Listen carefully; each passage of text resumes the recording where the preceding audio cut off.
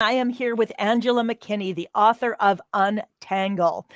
Welcome to the podcast, Unlocking the Golden Cage. This podcast unlocks the themes of my new award-winning musical and explores the stories and the people who inspired it.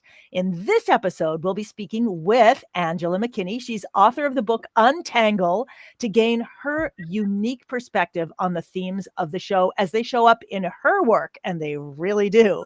So join us as we unlock the secrets of the Golden Cage and discover the stories that lie within ourselves. Before we start, I just want to say that if you're watching this live, we are in the final few days of the premier fundraiser for the Golden Cage. So make sure you go to goldencagemusical.com to donate to the show and get great thank you gifts. And I have put the link in whatever post you're watching. And there are people watching from Facebook, YouTube, several different channels. Most of you should be able to chat with us if you want, and we'll look forward to your questions later. Angela, I love your work, and was particularly interested in inviting you because I got an email from someone who said, "Hey, I see your musical as being a real life experience of what I read in Angela's book about someone untangling their life." And then she said, "And this character is this, and that character is that, and you're this." And so I wanted to open that up to you because I think that you may be seeing that as well. So could you tell people just a little tiny bit? So I'll say that my musical is a two-person musical about a bird person who's been searching his entire life for the legendary security of this mythical golden cage. He's heard the stories since he was a kid about how amazing this cage is. He finally finds it. It's everything he ever dreamt of, except for one thing. In the cage is this melodramatic diva who says that she is stuck in the cage and cannot get out. She says the cage is made out of cement and iron.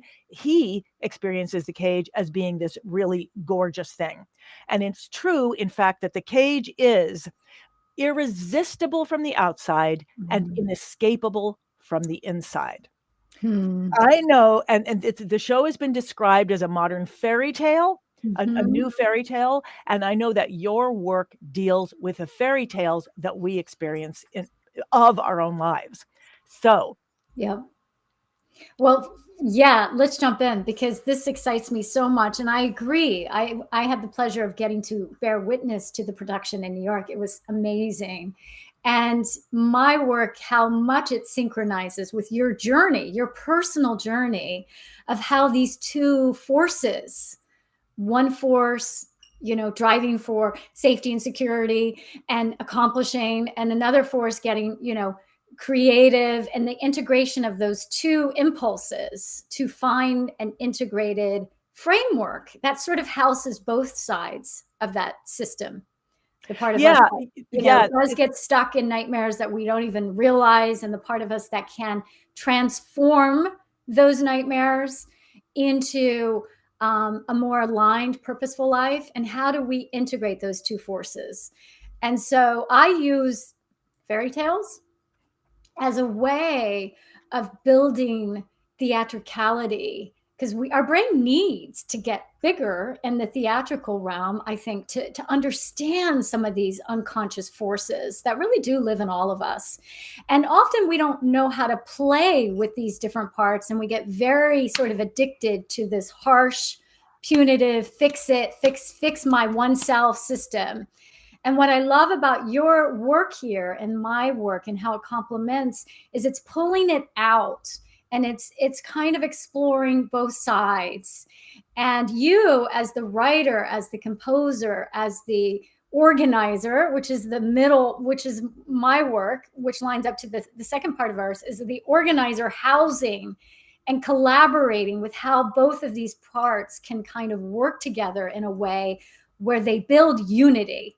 And they're not in war. They're no longer at war with each other. Aha. So I just want to say for people who are watching that what I hear you talking about that's really interesting is that we're talking both about what's in the show, which is that it's basically a fragmentation of me. So it came when I was 19. I had this question: is my life going to be about security or about freedom? And that those two questions immediately became two characters, A and B. A was locked in a cage, B was locked outside the cage. So they were each trapped on either side, and they each wanted to be where the other were. Then A and B eventually became Alpha and Beta, then it became Althea and Boris. And so that's the fragmentation that happens inside the show. And one of the things that's really fascinating about what you're saying, and also I noticed that Anne has joined us, and Anne was actually the person who sent me this email and said, I see that those fragmented selves as the nightmare self and one other one, and I see you and the creative self and you as the playwright. So it's this meta story, you as the playwright as being the organizer self. So I see this play and you as the playwright together as being an example of what we learn. An embodied example. Like, you put it into a main production. I ask people to do this in their life around clutter and money and credit card debt and things that are blocking them, that they're stuck in and they don't know. They've tried this, they've tried this, they've tried this, they've tried this, and nothing is seeping into this deeper level of awareness. And fairy tales give us permission to go big, go into the drama of the nightmare, get curious with it, play with it in a way that it becomes more alive. And in that aliveness, we do start to find creativity and problem solving and organic sort of intelligence, as I call it, to solve problems that we were no longer able to solve. And that is the organizer self. The organizer self is the part of us that creates that structure, that creates that engagement, that is able to help access the creativity to write ourselves into a new story, so to speak. So you were, before we got on air, you were started to ask me some questions about the character, and you were saying I think Althea is the nightmare self. And yeah, the trapped in the cage, right? And the coping of how she copes trapped in that cage, and how, I love the words lead and cement, I think you used, or the heaviness. Iron and granite. Iron. It does feel like concrete iron when you're stuck. And her coping in various ways, right? She plays costume and she tries to find creative expression in her coping system, right? And she complains a lot. Very dramatically. She very much lives in the tangled self of I can't. I can't. Yeah, right. So the tangled self that is the holder of the nightmare of that those concrete stuck states tends to speak the language of I can't, or I won't, which she has too. This kind of I'm not, right? Like, so it's those two sort of states that the tangled self lives in. And often we do get caught in those spells and believe that we can't until we're sort of rattled out in a way. So, he rattles her out in a way. And it's kind of like, how do we rattle ourselves out? Right. And I just want to be clear to everybody who's watching that these two characters, it so happens that in this production, they were played by a man and a woman, but they're really two sides of my psyche. And they could be played by anyone of any race, gender, body size, because this is a fairy tale. A fairy tale is open to anybody, especially if it doesn't include a beautiful princess. I mean, this is a grumpy person and then someone who experiences freedom, but is longing for home and is longing for belonging. So what I think is so fascinating as you're talking about this is, so here you are writing this book, which is, a bestseller in like self-help. Was that what it was? And I'm writing this play, and we're writing about the same thing and the same experience. You're writing about it from a standpoint of, here I'm breaking this apart. I'm a coach. This is what I help people. I help people like Althea to get out of her inner cave. Yes. Like if only she'd had your phone number, this play wouldn't have existed. And I'm writing this story, taking my creativity and write this story of what this drama looks like. Yes. What it actually feels like, which is great. Yes. Like, I mean, I would love people to like watch the show and then read the book, and what does the show open up for them about their tangled selves there. So can you talk about, so you've described the tangled self as the one that's in the cage, the one that is truly experiences life as I can't or I won't. And another thing I find really interesting about Althea, and when you see this, you'll see her, how she engages with life. She's been here lonely forever. This amazing creature shows up. What is the first thing she does? She brings out her sword. She puts on her helmet and, all her protective gear. And she's like, you, Mr. whatever your name is, let me explain your rights. Nobody's allowed up here. Like out. Nobody's here. So, and I have a feeling we do the same thing. We do. Yeah, the tangled self is broken away from present awareness, right? And it isn't an isolated, desynchronized, I say, state that does drive us into hiding, into protectionism, into defensiveness. Because on some level, that core need of safety and connectivity is not accessible in the tangled self. And I always say it's not bad. We don't have to attack this part of us, but we do want to wake up to it like the organizer self does, like you did, and waking up to these characters that lived in you and then writing this beautiful production and play to have them engage each other. Well, let me try something for a second here. I think I might have a very short video that it's the fundraising video that I made, but I think it might show both characters for a second. Great. So people can just like, let me pull it up and see if it works. Bear with me. Ever since I was 19, I would stay up late at night questioning, do I want a life based on security or on freedom? And that question became two characters, one inside of a cage and the other outside of it.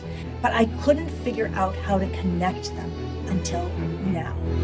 Can imagine that you can truly fly.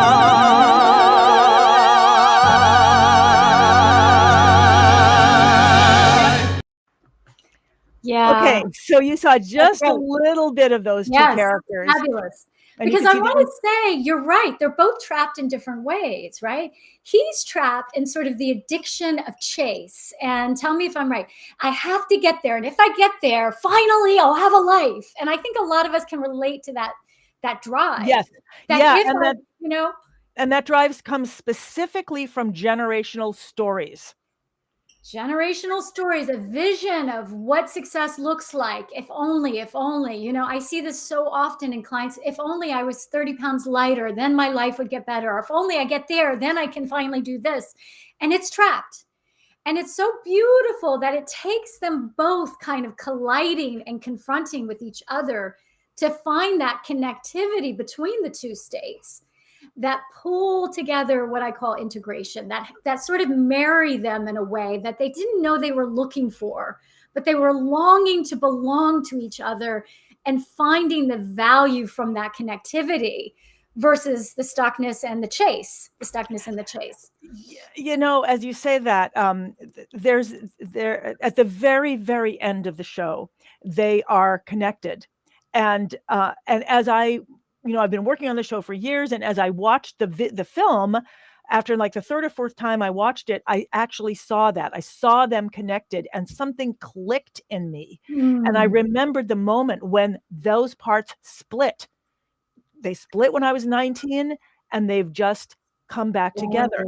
And I started looking back at what point of the show did that happen. And just a few days ago, I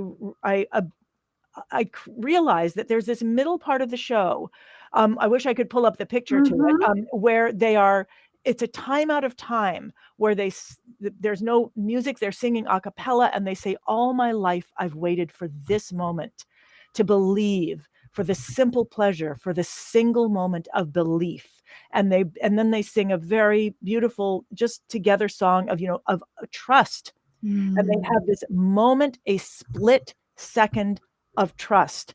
And when a lot of people were arguing in the after party after they saw the premiere, they were like, why did Boris push her off the cliff? That's evil, blah, blah, blah, blah, blah. You know, I mean, which is great. I mean, I know, I agree. There's all these questions like, why did this happen? Why did that happen?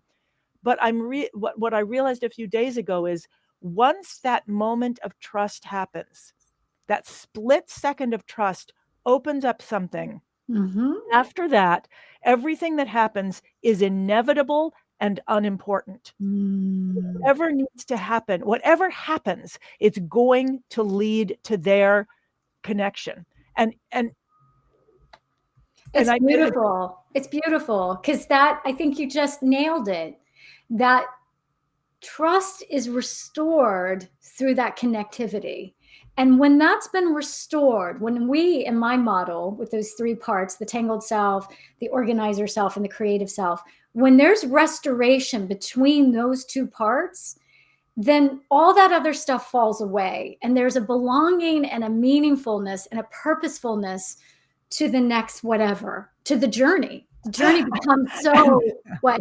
Well, I love that you say the next whatever, because that is up until that point, it's okay, it's prescribed. She's going to be stuck. She's going to be trapped on the inside. He's going to be trapped on the outside. We're static. There's like a static. There's no other choice. Problem. Right. They're fixed. And me personally, I was living both of those.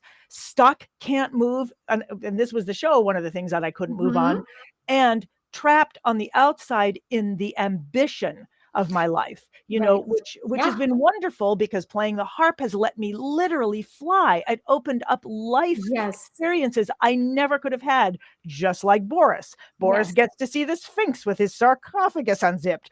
Boris gets to rub elbows with cobras. He gets to climb the Northern Pole, but he's always in search of this belonging, this connection. It's the never enough, right? It's the never enough. That's right. Where ambition can become destructive versus fueling your purposeful life. Two different things. But I think when that restoration happens, it takes on a different, you move with it differently and you fulfill on it differently. And that's where it's like, that's where it gets into mystery and wonder and evolution and not really needing to know, but being available in a different way than those two states are. Right. Okay. So by the end of the show, that's where they are. They are available. And me as the writer, and I think people as the viewers, because people identify with one or the other of the characters, and the more they watch it, that identity switches. Good. It's a really because I think they're married in an interesting way, but we get more identity from one of them. So there's an identity in my model too, because when we get fixed in an identity of what one of those is, then it starts, that's when we're stuck.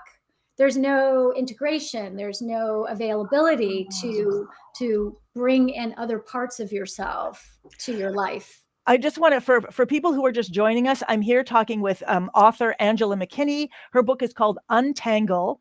My new musical is called The Golden Cage. And we discovered that The Golden Cage actually creates an experience on stage and off. That Angela my fairy tale exercise that I take you through in my book. Yes. Right. So I went through in all these years your exercise to create a 2-decade embodied evolution of your fairy tale. Right. And so one of the beautiful things is that to be able to see the show and identify with the experiences, and then to read Angela's book, or either in either order, they do feed off each other. So would you be willing to just briefly take us through the model of what these three selves are? And Anne had kind of identified Althea is one of them, Boris is the other, and I, as the writer, am the third.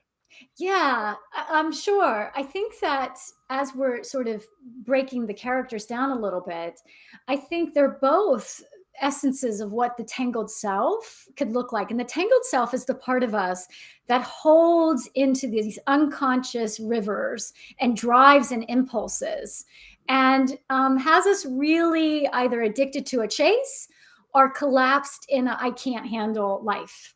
And they're one side or another because we can become trapped in both, as we've discussed. So the tangle itself is really this unconscious limbic emotional part of our system that has a particular view of the world and a determination of trying to see the world in a very limited way. The organizer self is the part of us that can wake up today and be like, I'm here now, I'm arriving, I'm here. This is usually formed from a very young age. Is this real for my life today? It's kind of creating more spaciousness and understanding and insight into the tangled parts of us that get caught in these storms and get caught in these survival systems and get caught in these ambitious systems that are more addicted based than integrated based, and sets an environment to challenge, to register the cost of this part, the tangled self, and to start to determine new rules of engagement that build trust, at the end of the day. So it's interesting. So as a playwright, so in a sense, I think you're saying that there are these sort of characters that come out of us that are either on the being stuck or in the chase, but they're still determined, predetermined in a sense. Yes. And then the third, the organizer self, is as like a playwright or a storyteller is looking at certainly my experience was starting off with these two things. That's all I saw. Yeah. One is trapped in a cage. One wants to be in that cage. One has been looking for it their whole life. One has been there forever and doesn't know how they got there. That's it. That's all that started. And I think that I was unaware of the fact that I was identifying these two problems that were going to surface, and that two streams of like lost and aloneness that I was going to create in my life. Because someone asked me at one point, he said, just give me one word for where these characters were at the beginning of the show. And I was like, he's lost, she's alone. Yeah. Right. And again, these are not gender based. They're both from my mind and can be played by anybody. It's just easier to talk about them as a he and a she. And that's how they were played in this particular production.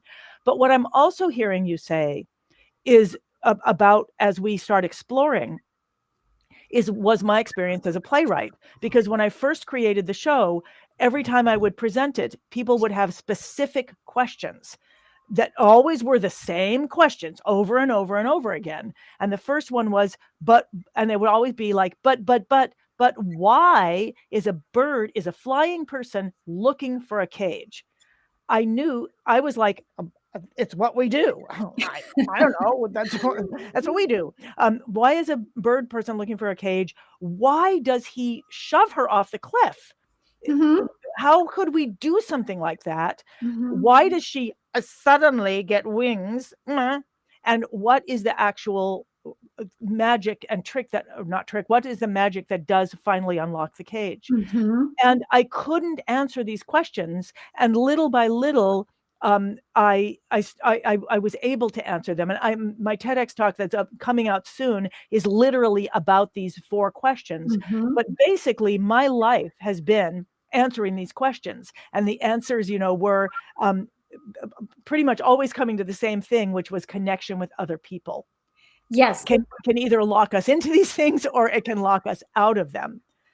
Correct. I want to just add something to what you just shared. So the organizer self, and it creates the environment that is necessary to jolt and rattle and wake us up. You have to be jolted to wake up. We are just not engineered to just wake up without being jolted. So my work is about finding creative ways to jolt, like, oh my gosh, I have to wake up from this nightmare. I didn't even know I was in the nightmare. Right. So that piece of his work is very organic, in my opinion. It's not that he was evil, it was necessary to create an environment to get surprised in. if we're not creating environments of what are we really made of, and surprising ourselves in new ways, we don't get to realize ourselves.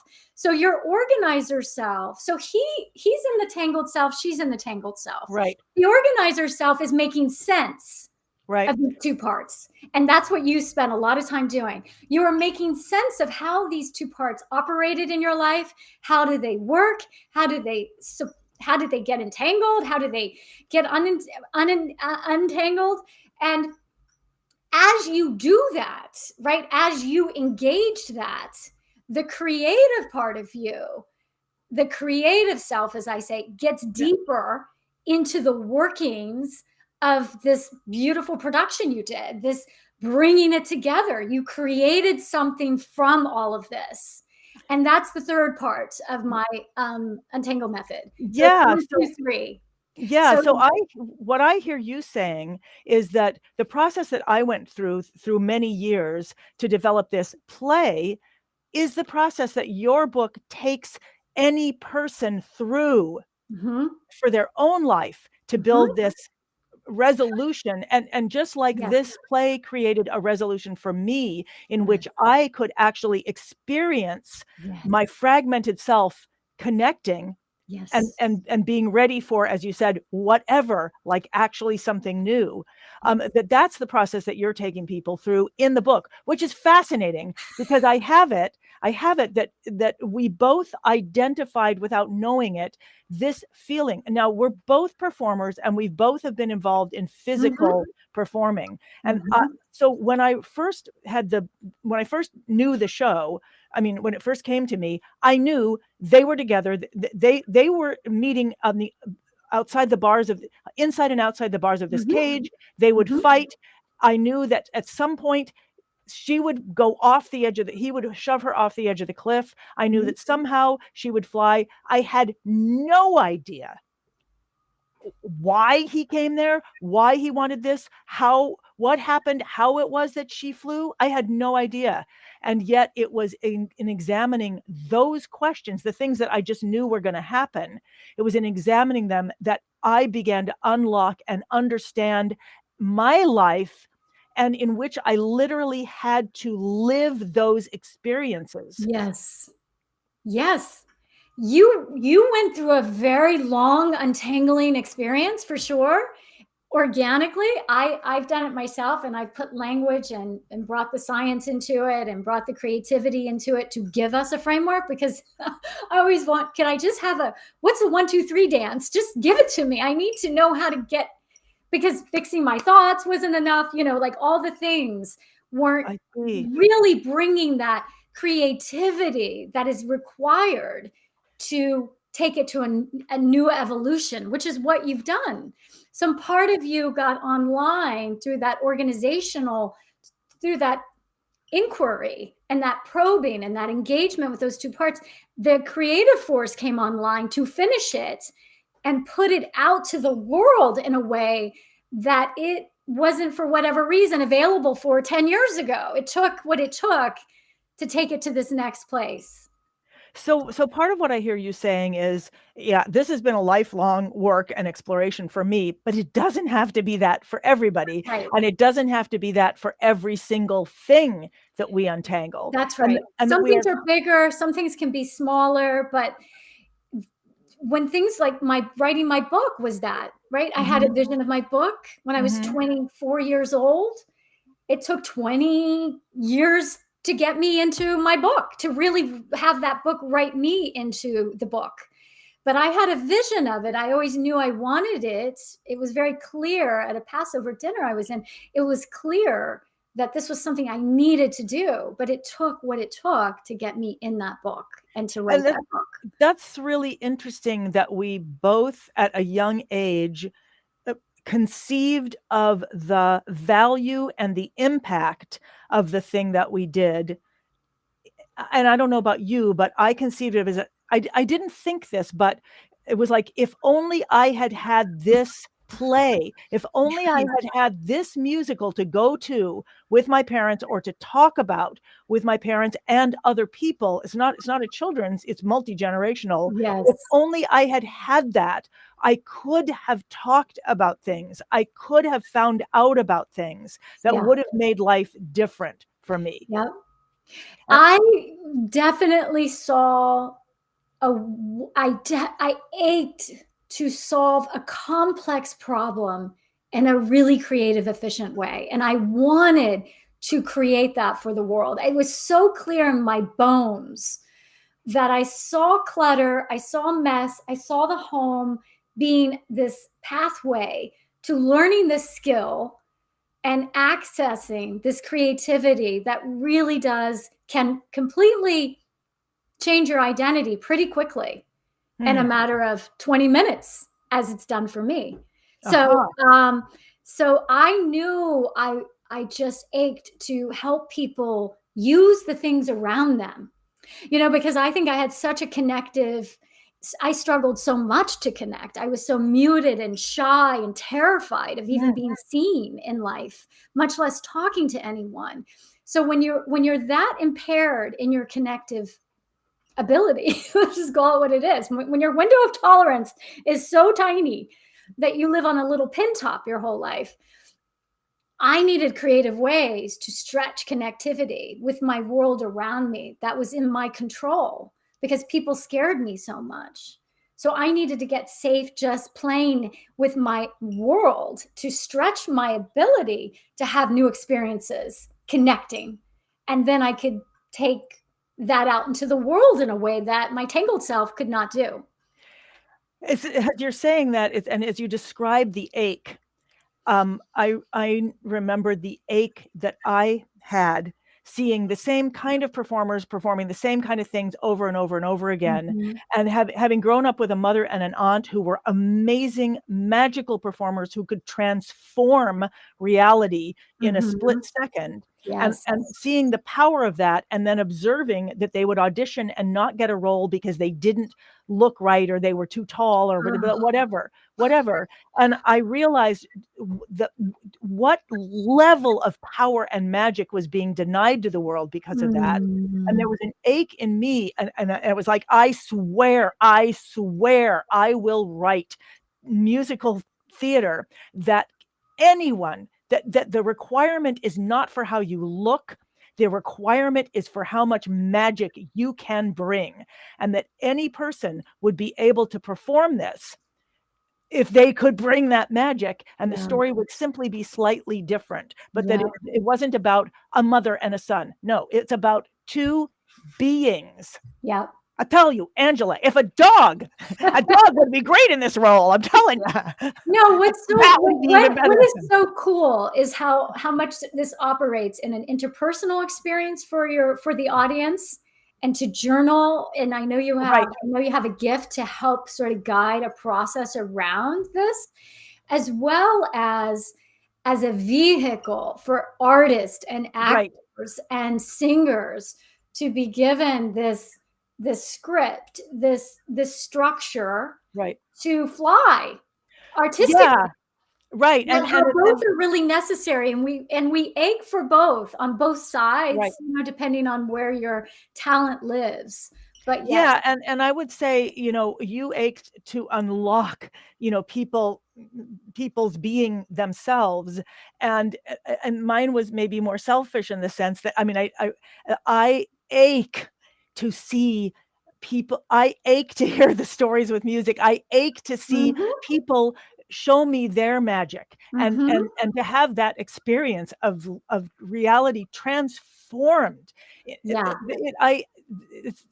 So yes, but we're in the same realm, because I ache to see that reality transformed as well. Yeah, right. Not on stage per se, right. But in the way they embody their life. And that is the most sacred, amazing thing that I appreciate about the work I do and the work you do, because there's a synchronicity to both. And there's nothing more exciting to watch artists, humans realize and get surprised by what they can really do. Right. Yeah, Yeah. It's just the most magnificent it thing. really is the You most magnificent thing. Mhm. you mentioned the journal. One of the things that I've created to go along with the Golden Cage, and now I think the Untangle book should go along with the Golden Cage as well. No, seriously, But yes, is the journal, I got yes, it's amazing. It's so beautiful.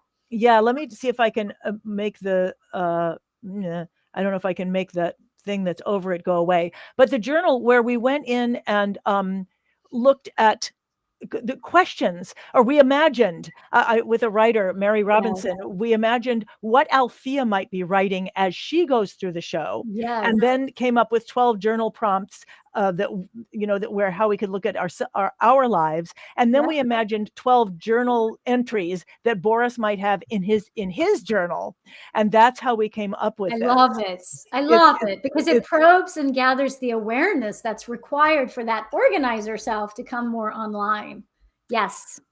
beautiful. Yeah. The more we talk about this, the more I'm thinking these three things have to go together: the show, the journal, and your book, because And a workshop because we've done it right. before. But yeah, Yes, to bring people that's into right. a creative workshop where we use music and writing and fairy tales to unlock this. Yeah, and it's interesting because when we did our workshop before, oh, and by the way, I forgot to say that this journal is, I'm going to pull it up one more Yes, time so you please. can see it, and then I Yes. want to talk.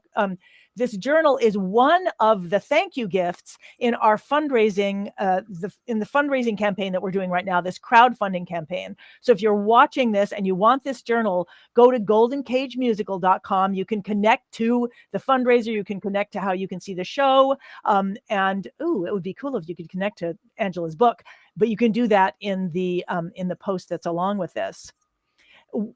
When we did our last workshop together, Mm-hmm. this was before the Golden Cage had started its journey. And one of the things I had trouble with was thinking of a fairy tale. Now, here I am sitting on this huge fairy tale in my life, and I'm like, oh, where is it? I don't know. I don't have one. And so I'm realizing that, again, as we're talking right here, right, see the show, use the journal, read the book, then the workshop, and then I think that the show gives people a sense of what that fairy Yes. tale might be like, and Yes. and to remember that this fairy tale wasn't a fairy tale at first. It was just a question: is my life about security or freedom? Mm-hmm. Those two things became two characters, Mm-hmm. and then they got names, and then the Mm-hmm. fairy tale began. And Mm-hmm. what I'm realizing as that fairy tale is now out there in the world is Mm-hmm. that it now speaks for so many people because it's an allegory. It's a Yes. fairy tale. It's not my personal story or anybody else's personal Mm-hmm. story. It's our collective, personal, Mm-hmm. unique Mm-hmm. story. Yes. Yes, And for what- sure. It's so human. It's so relatable. It's such a humanizing. We all struggle with what they're struggling with, and we all struggle to learn how to integrate. I think integration is a tricky but beautiful thing to learn how to do. It's important to know how to integrate these two parts of ourselves that are sometimes in conflict and war. So I think you're saying that we all, in our own way, have this experience that at some point we fragment, something fragments. Mm-hmm. At some point, there needs to be this push. What happens when Boris pushes Althea? Yes, there needs to be a jolt. There needs to be a push. Yes. That has to be there. And that what comes out of that jolt, well, and maybe, I don't know if you're saying this, there has to be, there's some fragmentation happens to all of us. There's a moment of trust. Maybe, I don't know whether there's always a moment of trust first or whether there's a jolt first. I don't know. You would know better than that. But Usually anyway, the jolt is first, and okay. then the trust is through the sort of disorientation of the jolt and the right, like the kind of the blind spot has been kind of unraveled to a point where you're seeing things different and feeling things differently.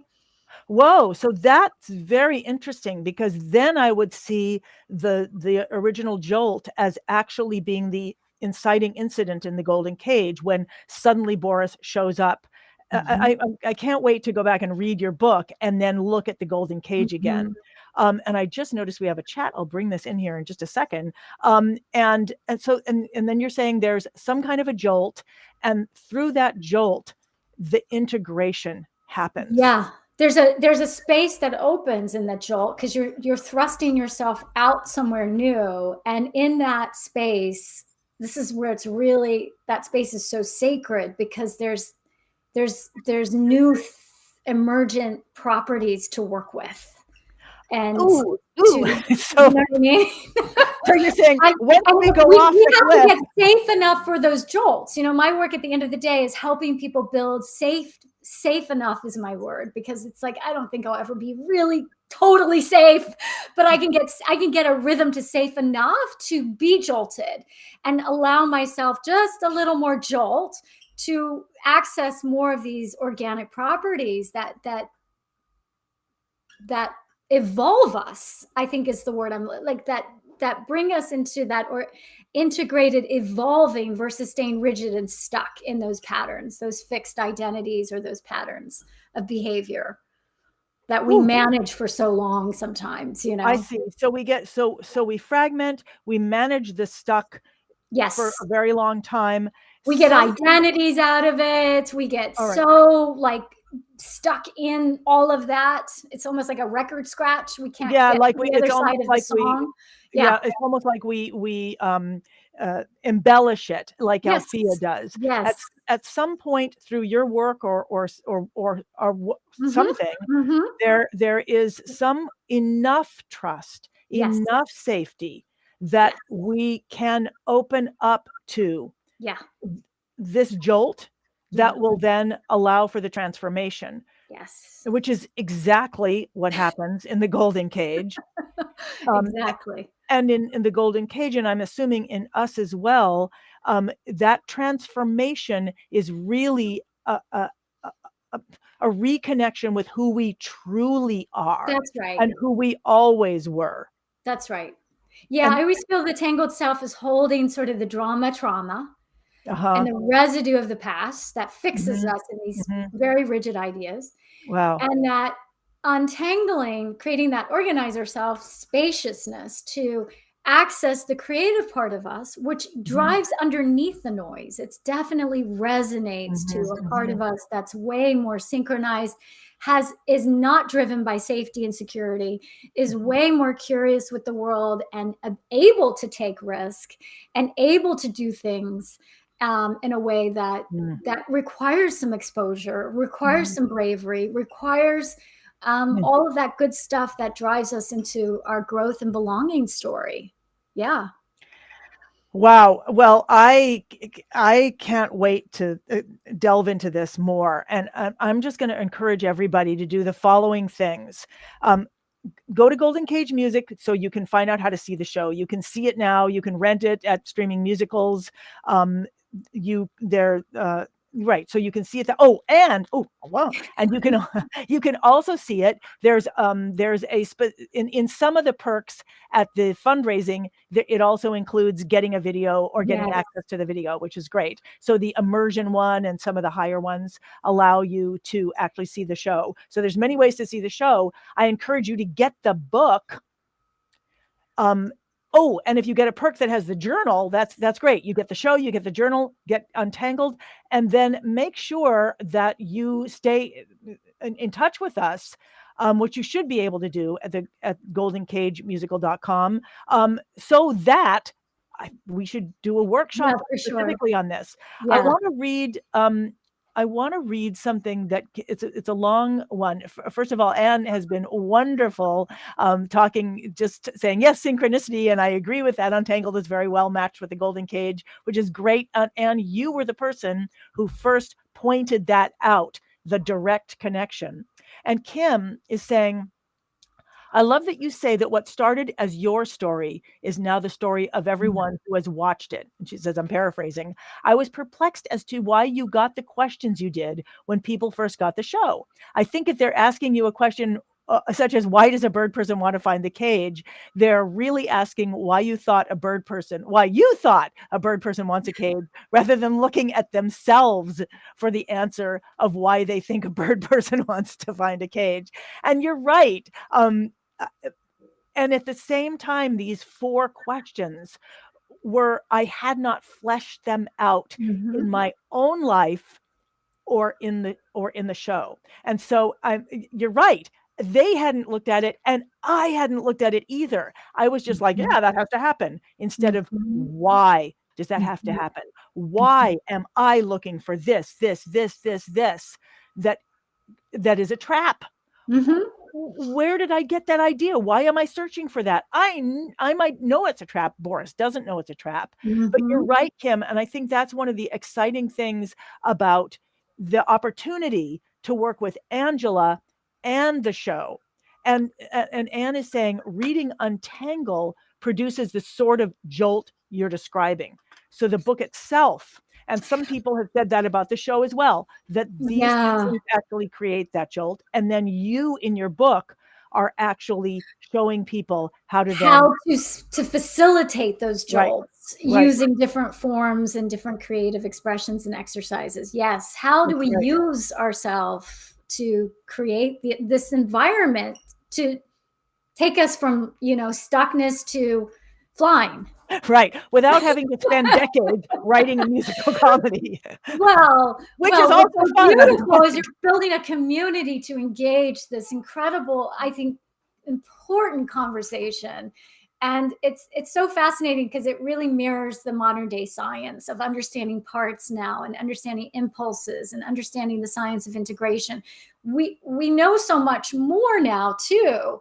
And it's just it just mirrors so, in my opinion, it mirrors so much relevance to the importance of creative impulse to not only the actors and the people who want to fly with something beautiful, but for the audience to not squash their creative impulse, to give them permission to have more of it and to know how we all have it. We don't have to be professional singers, but how do we use that in our day-to-day life more readily? And how do we use it to help ourselves transform our stuckness instead of fix ourselves, or wait to be rescued, or wait to get to some magical place that never even exists? How do we break those spells so that we can live and realize our best, most purposeful life? That's where I think we both are in the same community building mechanism. Right. And where it's going to be exciting to do that together. And Anne just wrote this.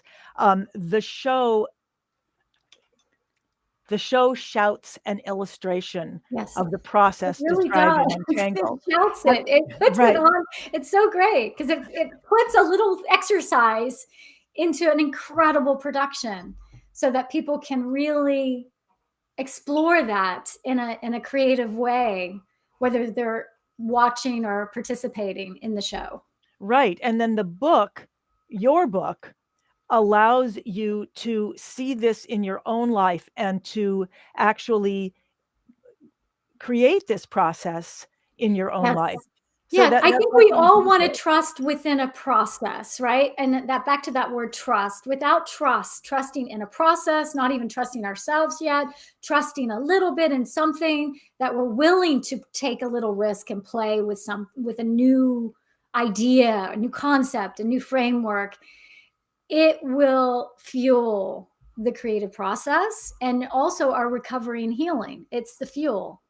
Without the trust in something, the magic is not able to be realized.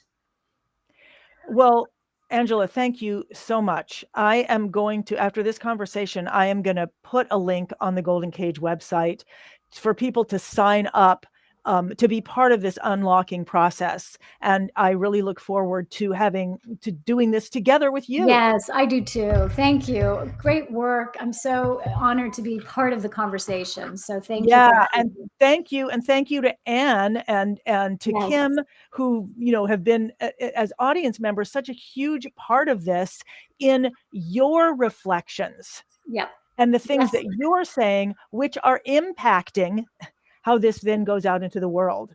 It's really Absolutely. beautiful. Thank you so Mhm. much. Thank And you. I look forward to seeing everybody again in unlocking the golden cage, and Yes, also and absolutely, and participating and being part of a community and getting that journal, and it's just so lovely. I love what you're creating for people. It's wonderful. yeah, and I love that we'll be able to do that together as well with your work, Absolutely. just and how you're making it open for others. So thank you, everybody, and look forward to seeing you again very, very